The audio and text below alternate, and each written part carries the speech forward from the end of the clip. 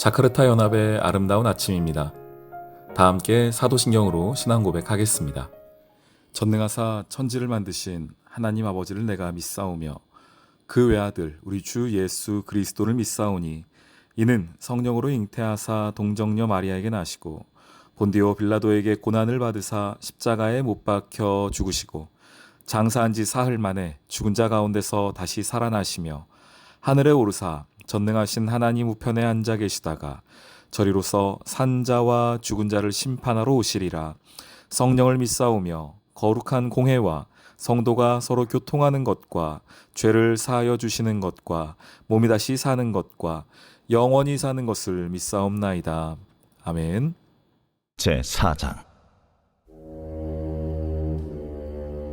이스라엘아, 이제 내가 너희에게 가르치는 규례와 법도를 듣고 준행하라. 그리하면 너희가 살 것이요 너희 조상의 하나님 여호와께서 너희에게 주시는 땅에 들어가서 그것을 얻게 되리라.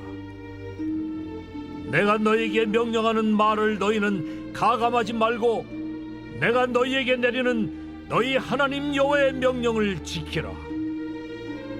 여호와께서 바알 부올의 일로 말미암아 행하신 바를 너희가 눈으로 보았거니와 바알 부올을 따른 모든 사람을 너희의 하나님 여호와께서 너희 가운데서 멸망시키셨으되 오직 너희의 하나님 여호와께부터 떠나지 않은 너희는 오늘까지 다 생존하였느니라. 내가 나의 하나님 여호와께서 명령하신 대로 규례와 법도를 너희에게 가르쳤나니 이는 너희가 들어가서 기업으로 차지할 땅에서 그대로 행하게 하려 함인즉 너희는 지켜 행하라. 이것이 여러 민족 앞에서 너희의 지혜요 너희의 지식이라. 그들이 이 모든 규례를 듣고 이르기를 이 큰 나라 사람은 과연 지혜와 지식이 있는 백성이로다 하리라. 우리 하나님 여호와께서 우리가 그에게 기도할 때마다 우리에게 가까이 하심과 같이 그 신이 가까이 함을 얻은 큰 나라가 어디 있느냐? 오늘 내가 너희에게 선포하는 이 율법과 같이 그 규례와 법도가 공의로운 큰 나라가 어디 있느냐? 오직 너는 스스로 삼가며 내 마음을 힘써 지키라. 그리하여 내가 눈으로 본 그 일을 잊어버리지 말라. 네가 생존하는 날 동안에 그 일들이 내 마음에서 떠나지 않도록 조심하라. 너는 그 일들을 내 아들들과 내 손자들에게 알게 하라. 네가 호렙산에서 내 하나님 여호와 앞에 섰던 날에 여호와께서 내게 이르시기를 나에게 백성을 모으라. 내가 그들에게 내 말을 들려주어 그들이 세상에 사는 날 동안 나를 경외함을 배우게 하며 그 자녀에게 가르치게 하리라 하시매 너희가 가까이 나와서 산 아래에 서니 그 산에 불이 붙어 불길이 충천하고 어둠과 구름과 흑암이 덮였는데 여호와께서 불길 중에서 너희에게 말씀하시되 음성뿐이므로 너희가 그 말소리만 듣고 형상은 보지 못하였느니라. 여호와께서 그의 언약을 너희에게 반포하시고 너희에게 지키라 명령하셨으니 곧 십계명이며 두 돌판에 친히 쓰신 것이라. 그때 여호와께서 내게 명령하사 너희에게 규례와 법도를 교훈하게 하셨나니 이는 너희가 거기로 건너가 받을 땅에서 행하게 하려 하심이니라.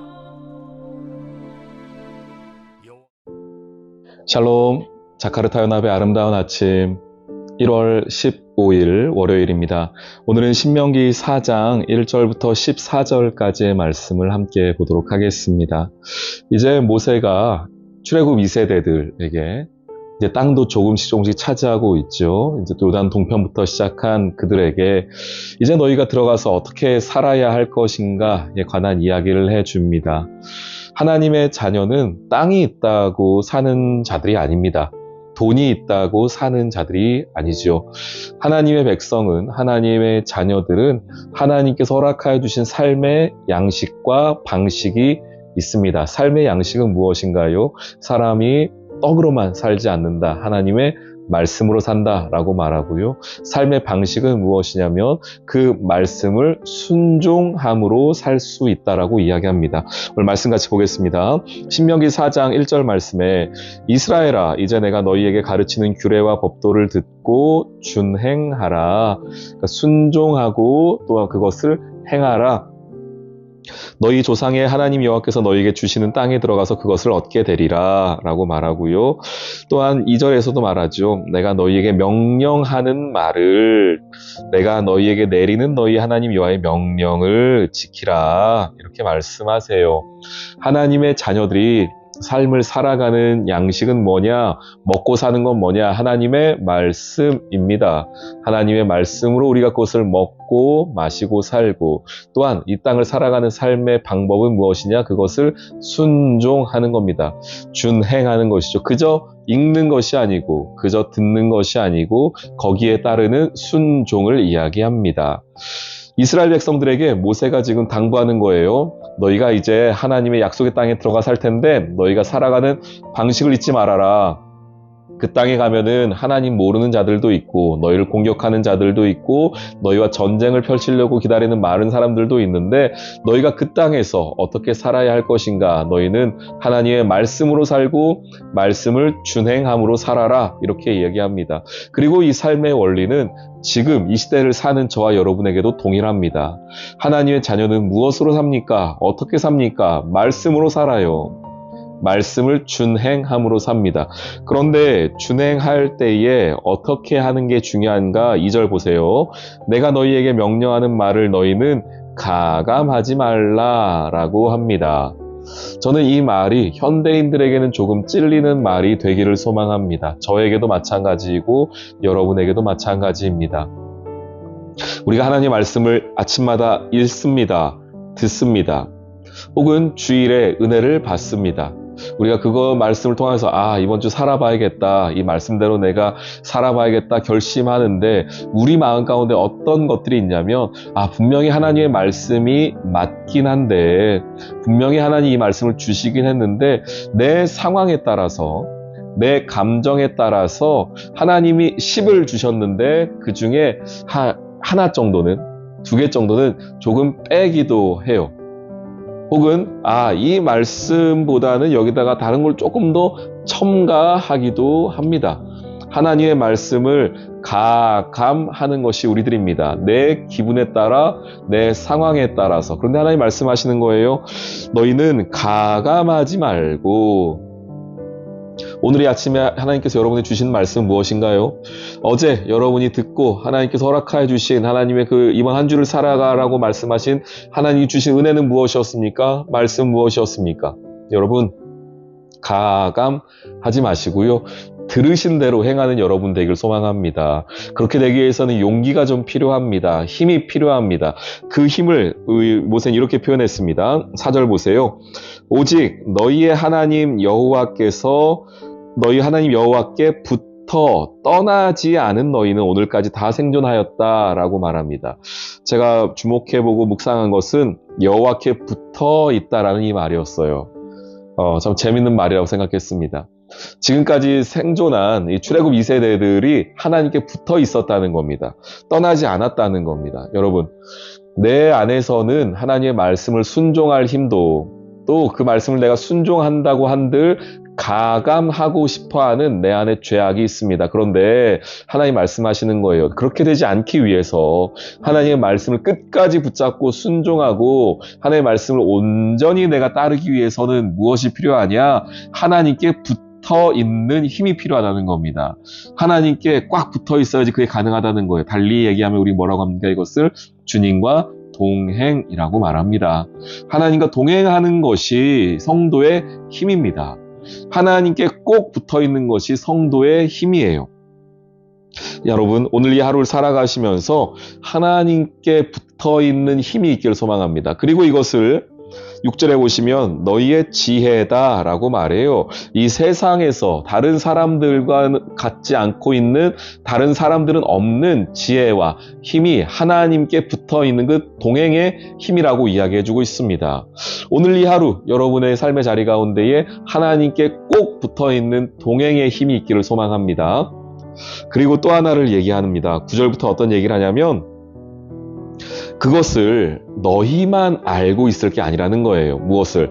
이 세상을 살아가는 방법이요. 하나님의 말씀대로 순종하는 것, 또한 하나님의 말씀을 가감없이 행하는 것, 주님께 꼭 붙어 살아가는, 동행하는 그 힘을 너희만 알고 있을 것이 아니라 9절 보시면 너는 그 일들을 내 아들들과 손자들에게 알게 해라. 10절 마지막에는 나를 경외함을 배우게 하며 그 자녀에게 가르치게 하라 라고 말씀하세요.